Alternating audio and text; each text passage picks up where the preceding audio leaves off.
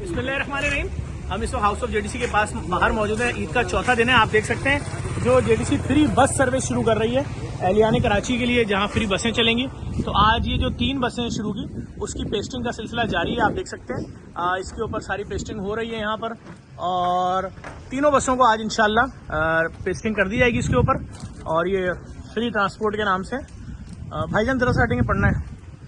ये देखें लिखा हुआ, इसको बाकायदा लिखा हुआ है, उर्दू में भी लिखा हुआ है फ्री ट्रांसपोर्ट। और ये इसको पेस्टिंग हो रही है। और ये बस जो डोनेट की है वो GFS बिल्डर ने दी है, तीनों बसें।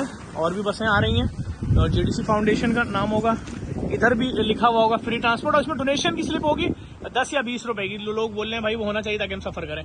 और इसकी शक्ल अभी थोड़ी देर बाद जब आप देखेंगे मैं आपको दिखाऊंगा। तकरीबन आधे घंटे बाद जब तीनों बसें जो हैं वो मुकम्मल पेस्ट हो जाएंगी तो आप देखेंगे पाकिस्तान की तारीख में पहली, महंगाई के अंदर ये पहली सर्विस शुरू होने जा रही है जिसमें किसी फ्री बस, मतलब लोग जहां भी सफर करना चाहें